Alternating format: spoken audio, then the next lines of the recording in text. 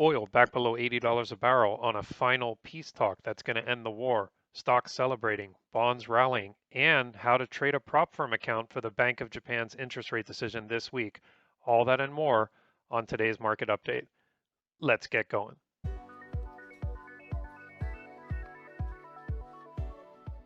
Okay, Clifford the 25-year trader back with another Sunday night futures market open. What a week it was. Last week we had stocks rally on these a couple things actually. You had everything from the new Elon Musk IPO to peace talks on ending the war to whatever else was in the news that week. But definitely, as I had mentioned a couple weeks ago, I thought that a pullback was coming because it was way overbought. And again, whenever you see these really high rallies, you get these pullbacks. They're just normal. It's actually healthy for the market to have a correction. Um, and for those of you who bought the dip, congratulations. You had a great. If you're still in the market right now, you're doing really good, and you should be up in profits. However, you might want to start protecting some profits now because I would say like right here is a good place to take profits. Sell at resistance if you're currently long. Um, all right, so what do we have this week? We have a lot to talk about. So first, real quick, Forex Factory, Monday interest rate decision for the Bank of Japan. This should be big. Um, we don't know what they're going to do. Supposedly they might raise interest rates or indicate raising interest rates. There's another one here Tuesday. If you're a Forex trader, man, are you going to be busy this week because Australian dollar, another interest rate decision. And then the United States has an interest rate decision on Wednesday. And everyone, even if you're not a Forex trader, wants to be aware of this one because I believe this is the first time the new Fed chair is going to speak, if I remember recalling that correctly. And we don't know how the market's going to react. So if you're in the market, what I always do is I close any trades before these interest rate decisions because the market could go nuts. And if you haven't learned that lesson yet, it's a painful lesson to learn. Don't trade the interest rate decision. Always wait, in my opinion, until after the announcement to see how the market digests the news because news can be dangerous. So just a little FYI for you guys there who are new to trading. Um, and if that wasn't enough, then we have a Bank of Switzerland policy rate here. So it's going to be a crazy week this week. Look at all the red. All right. So what do we got trade wise? So the S&P. I believe that we're still very bullish now, especially with the peace talks and the war ending, if that's really going to happen. But look at this level right here, support. You see how it kind of tried to break below it, but then it reversed right off of it. And I had a feeling that level might hold because, I mean, it looked to be like a significant level right about here, actually. Well, actually, right about here, 73.50. And if we get a pullback to 73.50, I think that's a good buying opportunity again. One of the ways you could have traded the pullback last week if you were going to try and short it. Now, if I really don't trade with indicators. I used to in the past. I'll make some more videos about that in the future. But what I do is I basically look for support. And then, so if I'm looking for support, basically, what I'm going to do is I'm going to place an order when the market tests this support level. But you got to be careful because if you buy at support, you have to have a stop deep enough where the market won't stop you out. So whether you buy at this support level here or this support level here, um, either one is good, but the further away you can put your stop, like if you're buying at this level, try and get your stop under this candle. This is about 98 points you're risking, depending on what size contracts you're using. But look, the market, it hit 75, but it didn't stop you out. You see, you put it far enough away that it didn't stop you out.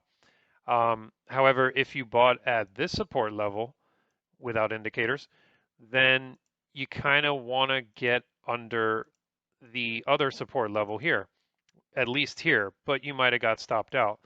What I like to do is look for the most significant area that you think the market's not going to stop you out at. Of course, you never know for sure, but usually if you're buying the dip, like for example, in the Nasdaq, like here, where's the most significant support level?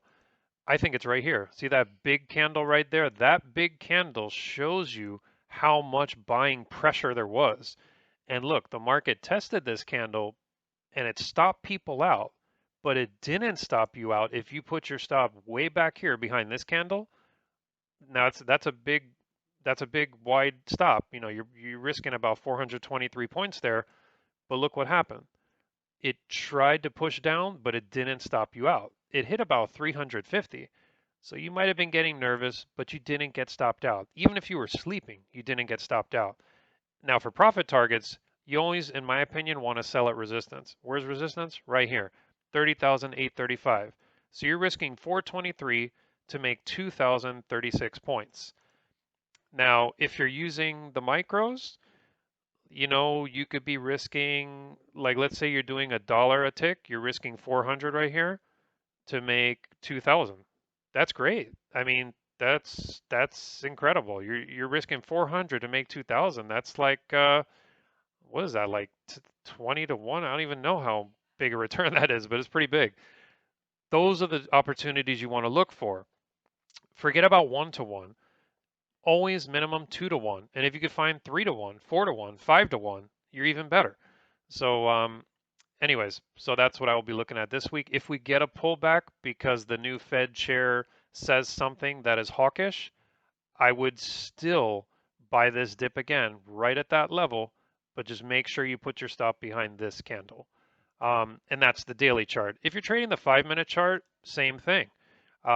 Look for a significant support level, you know, and like, I mean, I don't know, like let's say you're buying this support level here, right? Try and get your stop behind another support level that won't get hit. Maybe like down here or down here, you know, that kind of thing. I'll make some more videos about that in the future, but for now, just try to remember if you're buying at support, try to get your stop underneath another support level so that way you have a high probability of hopefully not getting stopped out. All right, so that's about it for the stocks. Now, the second thing I wanted to go over was the yen trade.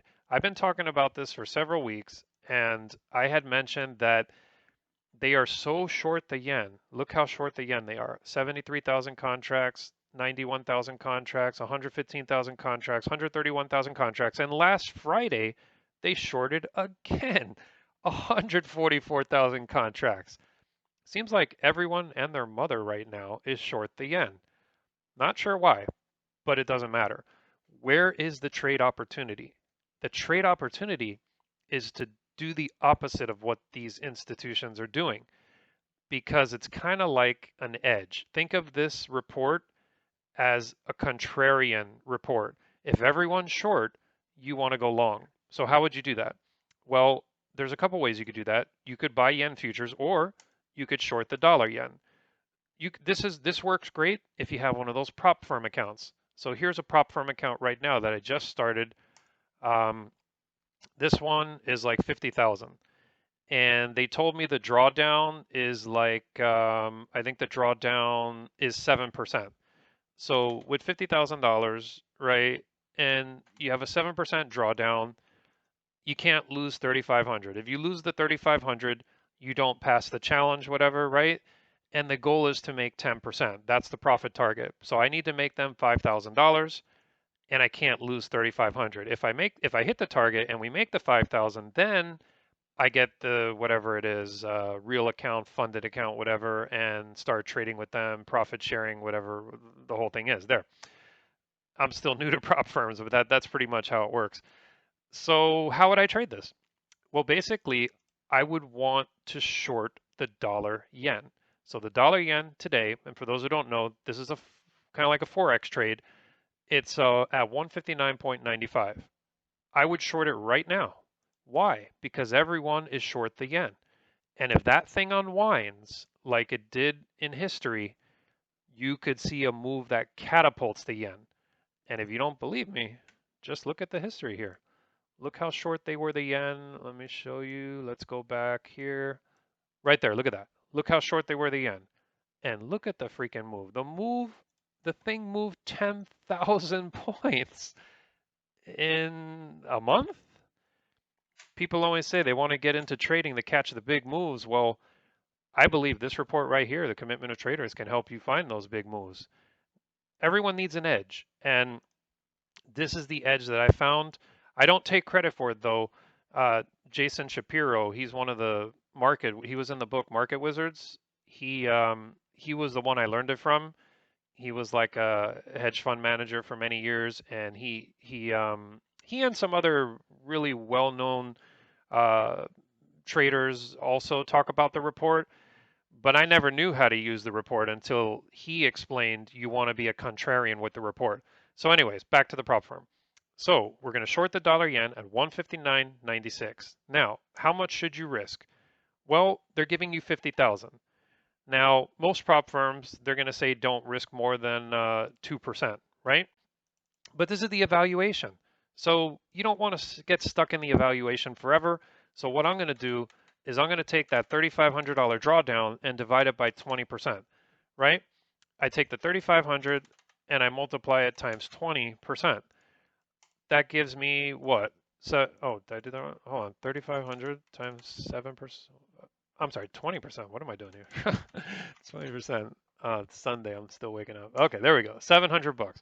So I can risk $700 5 times. So I basically have 5 trades to try to hit this $5,000 $5,000 profit target. Now you might say, "Whoa, you're risking 20%." No, I'm not. I'm really risking 1% because you have 50,000. I'm only risking 700. So let's do it. So here we go. Pending, right? Here's their platform. Where am I going to put my stop? I told you guys, always put your stop above a resistance level that you feel the market will not hit and knock you out. And I think that level's up here because look, touch that level, rejected. Touch that level, really rejected when the Bank of Japan did that intervention. And we don't know what's going to happen tomorrow. If it rallies way above here, I will get stopped out on this trade and lose the 700. But if it doesn't, then I stand to hopefully get this return here. So let's see how much that is. So if I shorted, so these are what's called micro lots for those who don't know much about these prop firms. This one is CFD. So the CFDs are in micro lots. They start out like this, 0.01. And so here's how you do your profit targets and your stops, right? So here you go, $7 and a $30 reward.